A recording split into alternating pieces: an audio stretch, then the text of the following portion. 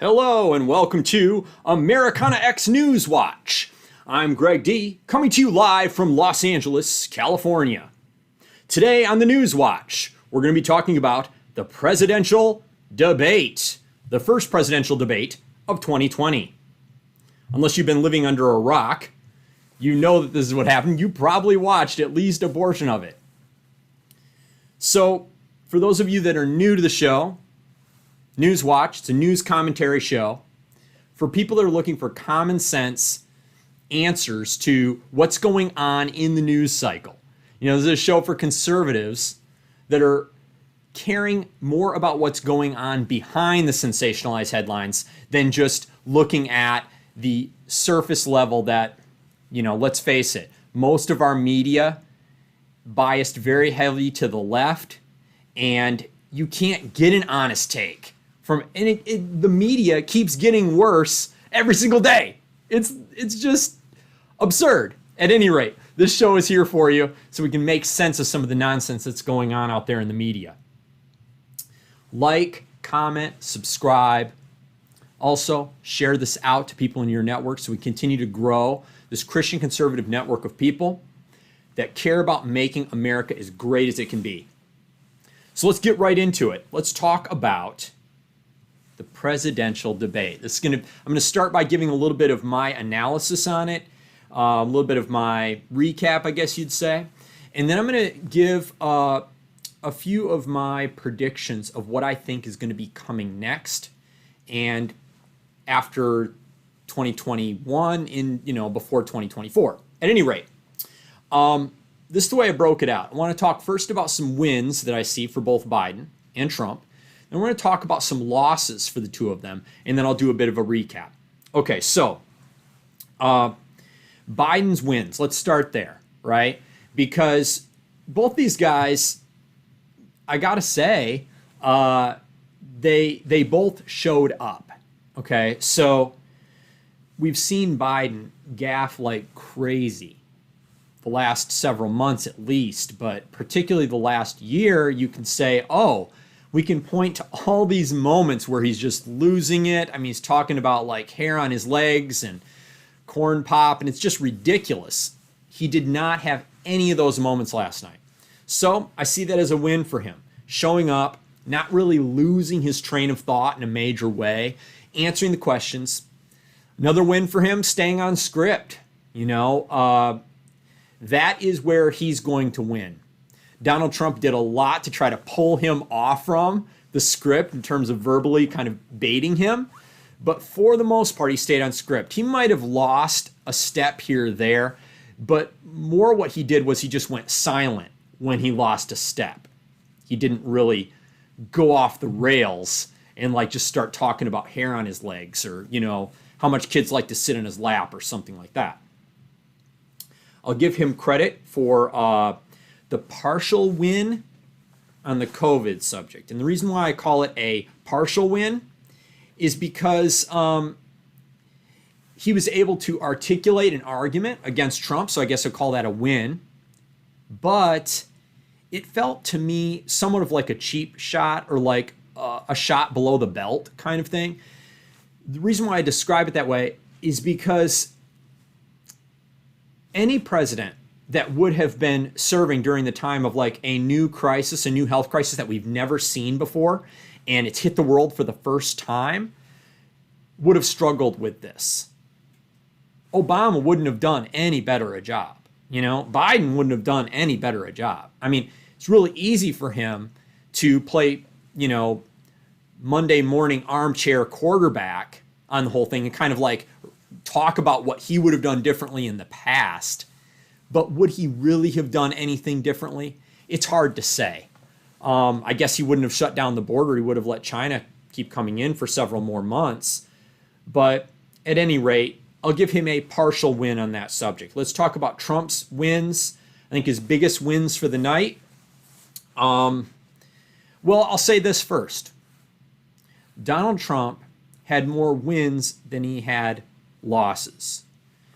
That's due in part to his debate style, but also just in his command of the subjects and the command of the debate. He is, I guess you'd say, the alpha of that debate. And several times Biden was falling into Trump's frame. And to me, it already feels like we know who the winner's going to be. But we'll get back to that a little later.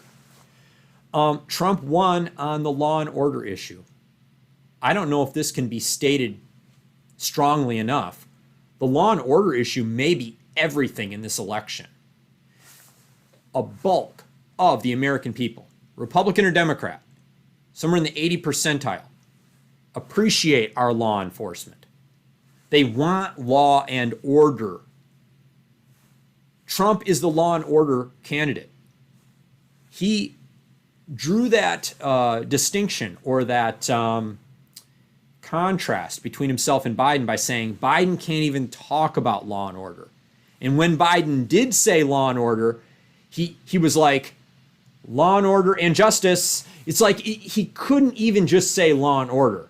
You know, it's like, and this other thing, it was a very strange moment that he couldn't just say, I believe in law and order. We're going to fight for it in my presidency. At any rate, Trump won on law and order, and that may win him the election right there. I mean, people are talking about what? The new Supreme Court pick being this like really big swaying, thing. That's not the big issue of 2020. The big issue of 2020 is, I guess you'd say COVID is maybe it, but I think even more than COVID is this byproduct of what you get as a backlash to looting and rioting in unsafe cities and attempted murder, theft, attempted arson. I mean, just these types of things have a really big impact on average, normal Americans. At any rate, moving on. Trump won when Biden called Antifa a concept rather than a well-organized terrorist organization. This one, I think we're going to hear a lot of people talking about this going forward. I think that by the second debate, Biden's going to have to come up with something to talk to this issue better than just calling Antifa a concept. This is not going to win. That's a loser right there. So Trump won on the Antifa conflict or whatever the point in the debate. Trump won on the subject of Hunter Biden. Whenever Biden cannot talk to a subject, Trump is winning in that moment. If there's something that falls through the cracks or if there's something that Biden just avoids and then waits until Chris Wallace moves on to the next subject, he's losing there. If he could have had like something to say, he knew it was coming. I guess the evading the question was the response, but it's not a good response and it's not a winning response. Ultimately, Trump won in a way that matters the most. And this is something I don't hear a lot of other commentators talk about. But Trump, because of his player instinct, is willing to go for the jugular in a different way than what we've seen traditional politicians in the past. Biden is a super practiced politician, but he's not a player. Donald Trump comes from the world of hardcore, hard-boiled business where he had to have a lot of cunning, a lot of street player attitude, whatever you want to call it, that kind of street smarts that helps him win this style of debate than Trump or than Biden or virtually any other super practiced politician can do. You saw Trump win against all the other candidates in 2016 on the Republican side, and then obviously he destroyed Hillary Clinton. I think we're going to see it here again. Anyways, I'll come back to that. Donald Trump is an old school alpha male who's willing to fight dirty.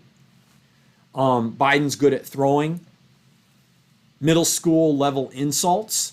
That's what a lot of politicians, I guess, do. They, at least a certain variety of politicians, they get good at calling people, you're a liar, or, you're a meanie, or you're the worst, You're awful.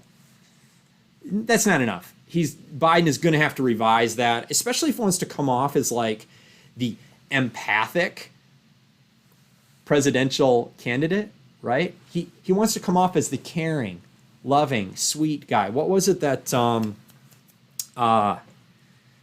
what's the guy's name? Dwayne "The Rock" Johnson, when he was doing his little interview on Instagram with Biden and Kamala Harris, he gets to the end of his little interview and it's all this kind of touchy-feely bull, and it's all emotion, no reason or logic.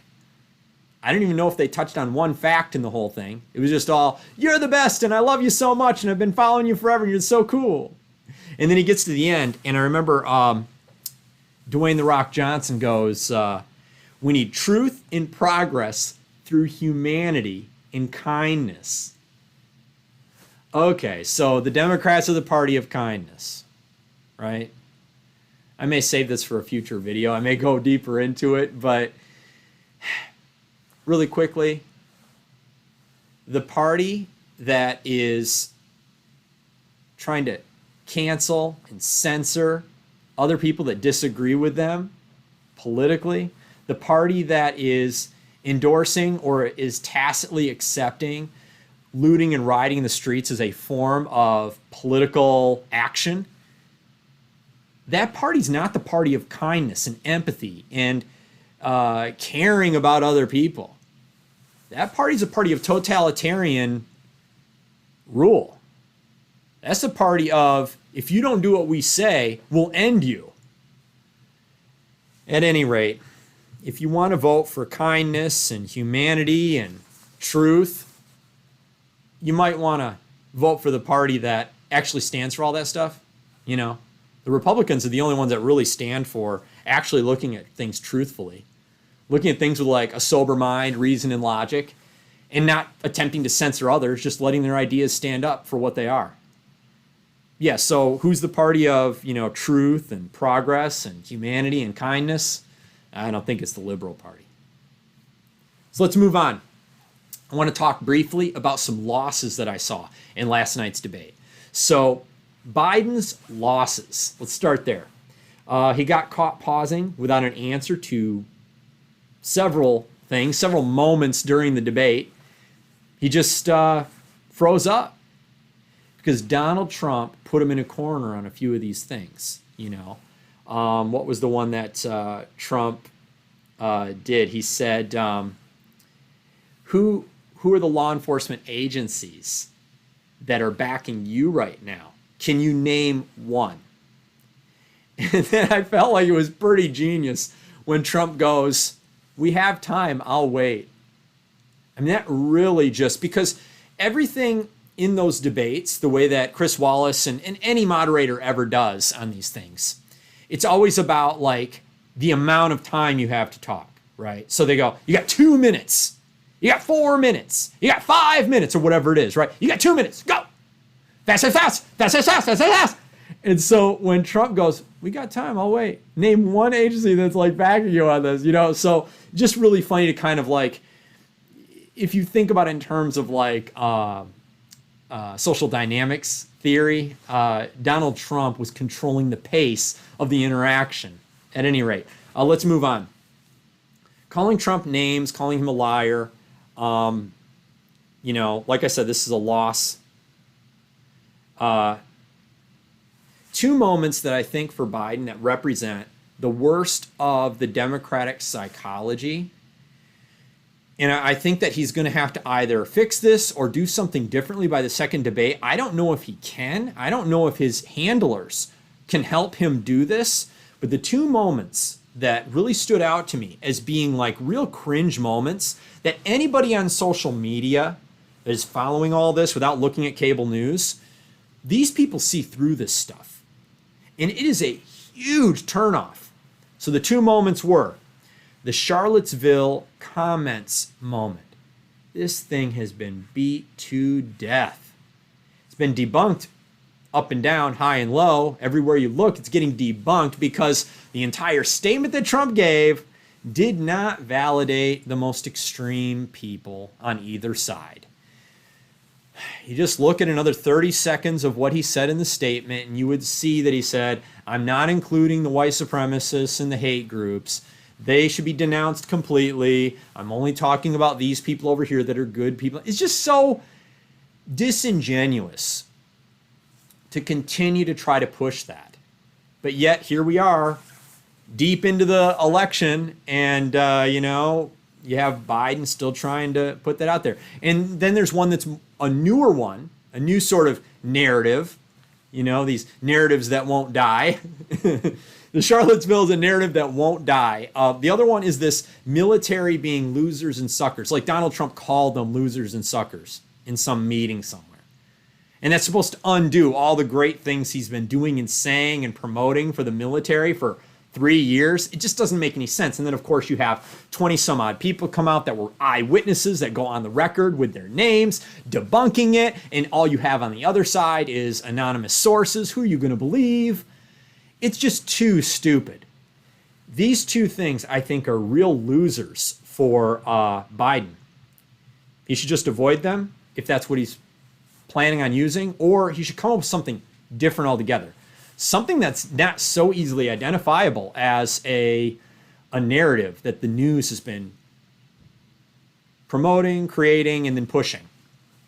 All right, let's talk about Trump's losses a little bit here. Trump did talk over Biden quite a bit. More than Biden was talking over Trump.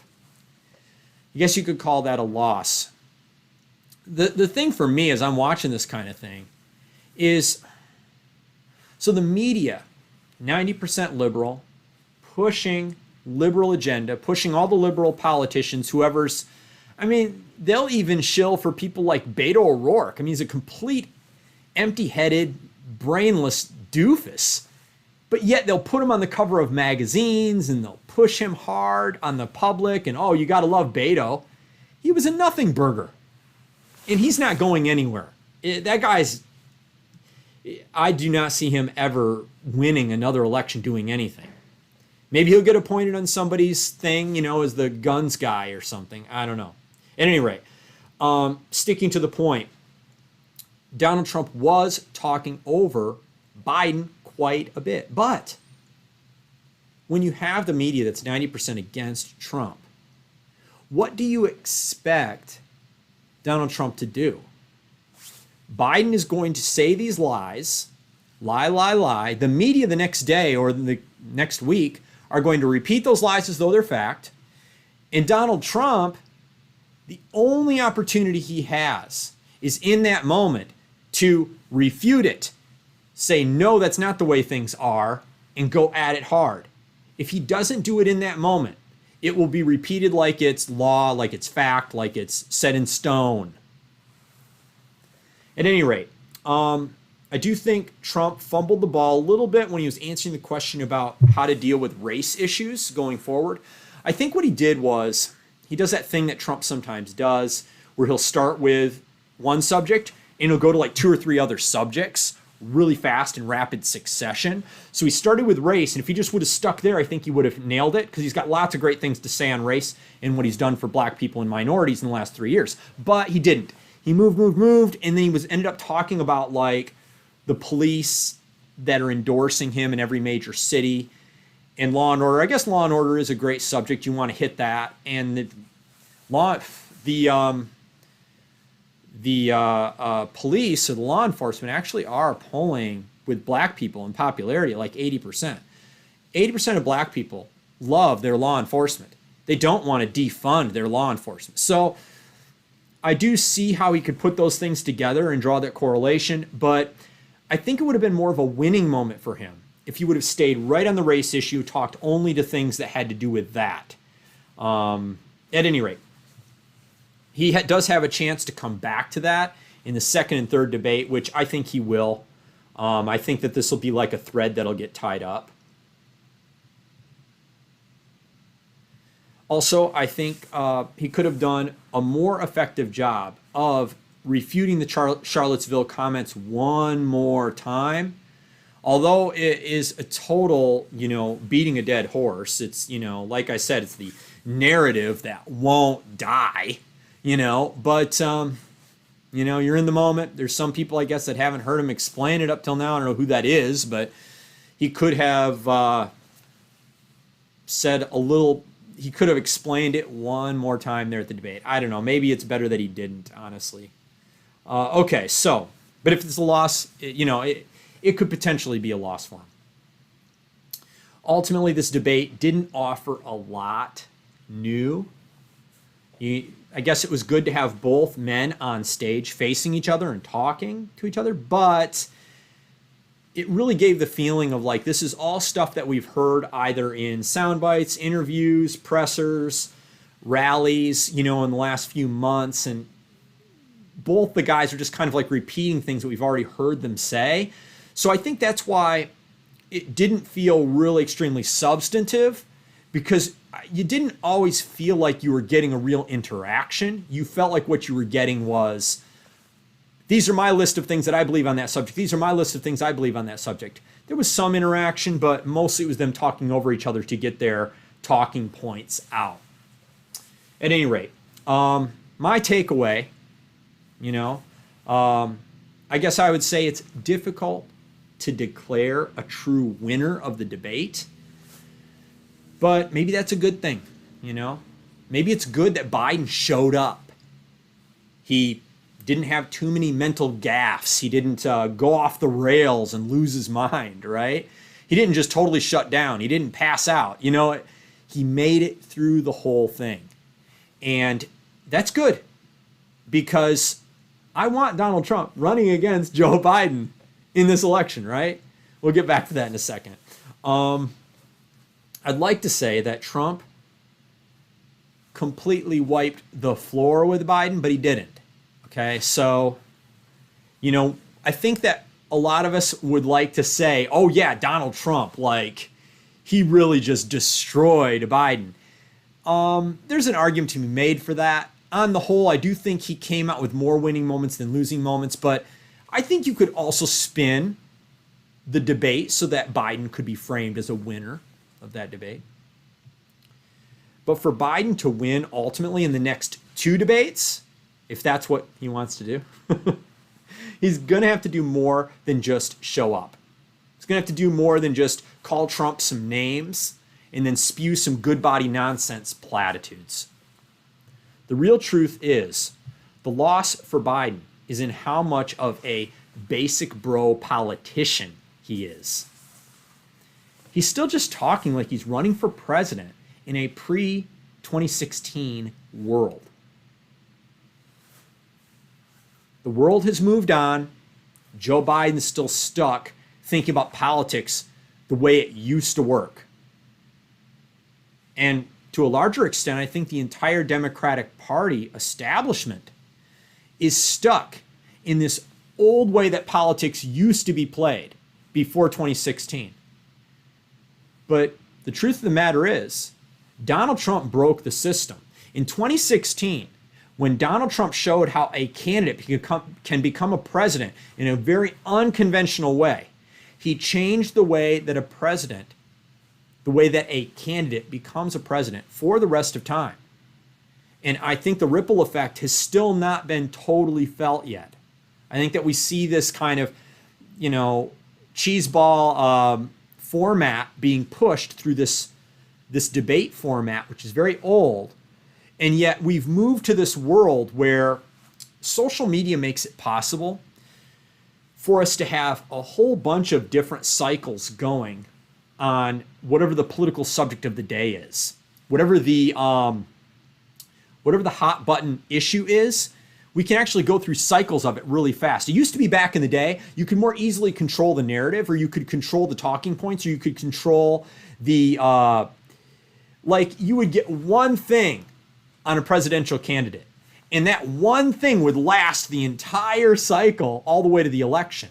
Now we kind of burn through these things faster because everybody has a big conversation about whatever the thing is in social media, and then they kind of burn through it, and then we need other things to make issues out of. I think that's why you see here this kind of scramble by the liberals here right towards the end to just push whatever they can, as many things as they can. So they just need more things to fill the cycle and get more conversations online happening. At any rate, You know, to follow up the point, Democratic Party does not know how much the world has changed since Donald Trump became president in 2016. And I actually made a video about this on my other show called Zeitgeist. I'm going to leave a link in the description here so you can check it out if you want to. The name of that episode was Why the Democrats Failed to Deliver a Compelling Candidate in the 2020 election year. So check that video out. I mean, for how progressive the Democrats claim to be, it's really surprising to see how behind the times they are on running a presidential candidate. At any rate, we're going to move on now to a few of my predictions for what's going to happen, I think, in the immediate future, and then what I think we're going to see kind of coming forward. Donald Trump is going to learn from this debate. This is the most immediate, right? The next two debates, I predict just a complete smoke show, whatever you want to call it, just a complete coming out with both guns ablazing. Because Donald Trump, if there's one thing he does really well, he learns as he goes, right? He learns from the experience. So him going through this with Biden this time, he's going to come back more dialed on several of the things. Probably have more hard numbers that he'll bring with him to the next debate to refute some of, the kind of harebrained crap that Biden's pulling out of his head, I think Trump's going to be a little more prepared for that. And if Biden is smart, he'll come a little more memorized on the numbers too. The difficult thing for Biden is he has a hard time holding numbers in his head. Like, even in last night's debate, he started saying the number 19,000 and then he changed it to 90,000. I don't know how this guy could memorize numbers and then deliver them quickly. We'll see. People mostly know by now who they're going to vote for. So this is, just kind of a general comment. But the really interesting thing that I see going forward here as we get to the election night is how many of the people that consider themselves moderates or undecideds are actually going to vote for Trump. I think that this number, this percentage of that group of people is going to be very high. And then also, I think that we're going to see a huge shift from a lot of the people that used to be liberals but are fairly moderate, that have been pushed out of the party by the more extreme elements of the liberal party. And they are going to vote for Trump, maybe reluctantly, but I do think that they're going to vote for Trump. When it all comes out in the wash, I'm predicting a huge landslide win for Donald Trump. Sometimes when you watch these presidential debates where you get these guys that are kind of going tit for tat on things, you go, wow, that seemed like a draw. I don't know I don't know who's going to win now. These guys are both coming at it pretty strong, right? But, if you get past the first layer of like what's going on in this one debate, so I'll put it to you this way. Donald Trump is standing on the right side of all the most important issues. And what I mean by that is this. Issues that are polling at more than 51% in terms of what people want to see get done. He's working on that stuff already, and he's making plans or talking about how he's going to do that stuff in the future. This is why he gets tons of people to show up at his rallies, because he's speaking to things that are pulling at a higher, issues that actually pull with people, maybe don't even pull with people, issues that people actually want to see action on. He stands for those. And then he has an interest with more than 51% of the American public that are interested in those larger big picture subjects. So just on that alone, just pragmatically, he is going to win because he's speaking to issues that more people are interested in seeing get done. So that, and then of course he's more of a badass alpha male than Joe Biden is. That's a simple common sense breakdown. So I'll say this. I'm glad Joe Biden showed up and didn't gaffe too hard and didn't blow up, right? I'm glad he didn't wipe out, crash and burn. I want him to stay in the race until election night. because I think we would be hard pressed for the Democrats to find a worse candidate than Joe Biden. Honestly, their whole ticket is so weak. No one even wanted to see Kamala Harris go any further. And yet here she is, the vice presidential candidate. PU. Yuck. But at any rate, I'm glad that they're the ones running. I mean, this is like a gift to have somebody like Biden. And now Kamala Harris join him. What a weak ticket. What a blessing to anybody that's conservative. You've got to just be like, could we be more fortunate than having these people be the ones that Trump gets to run against? Okay, so I'm predicting in the next 4 years, we will see something of a soft reboot in the Democratic Party. And the reason why I say that is because they're going to have to find some new answers. You know, so much of what the Democrat platform has been built to up to this point in time has been based on political correctness and critical race theory. As the center of the Democratic platform begins to erode, I think we're going to see these core tenets, which are built on political correctness and critical race theory, I think we're seeing them go through their death throes right now. They're still trying, many Democrats are still trying to push this as the core of what their whole system is built on. But these things are weak. They're weaker than Democrats know. They are, in effect, already dead. But if the Democrats can see it, after 2021, we get into that, that year, and over the next 3-4 years, they calm down. They start to say, it's very possible. Now, this is not, okay, so this part right here, this is not a hard and fast prediction. I'll just say this is a possibility right here, that they could see what they went through. I know self-reflection is tough for liberals. They just like to, hunker down and stick their head in the sand and pretend like the world hasn't changed, or pretend like people are less interested in political correctness and critical race theory than they used to be. But they could say, let's start looking for issues that are linked to reason and logic a little more. And let's take back some of the issues that Donald Trump took from us that appeal to the middle class of America, the average American citizen. And let's try to recapture that group again. I'd like to say that's definitely a prediction that's going to happen.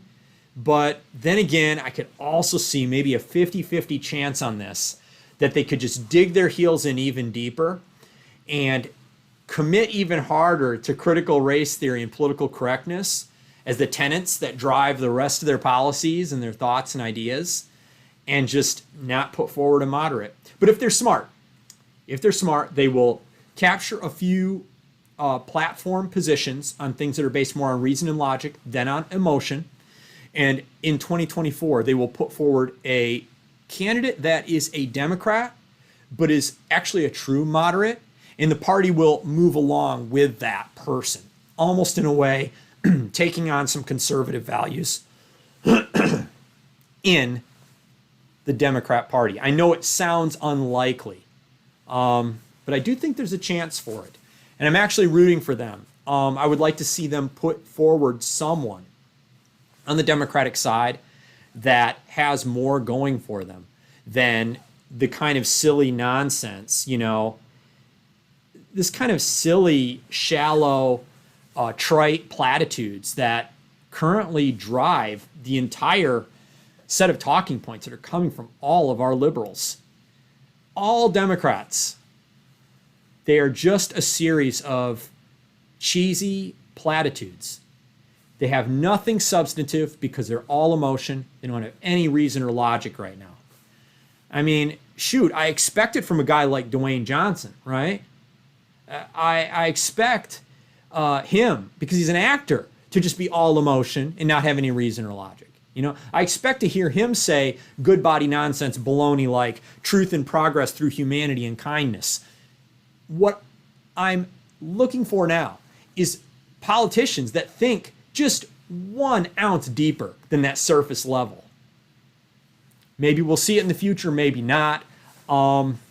If I were to call it right now, I want to say, yes, they are going to make some corrections. They're going to put less emphasis on political correctness and critical race theory, and they are going to move towards a few more positions that are reason-based and logic-based. Okay, so that brings me to the end of this episode. You know, I hope you enjoyed this breakdown of the Democrat-Republican presidential debate. What do you think? Do you agree with what I said here in this video? Do you agree with my analysis? Let me know in the comments section. Also, like, subscribe, ring the bell, share this out to your friends. This has been another episode of Americana X Newswatch. I've been Greg D, coming to you live from Los Angeles, California. We'll see you next time.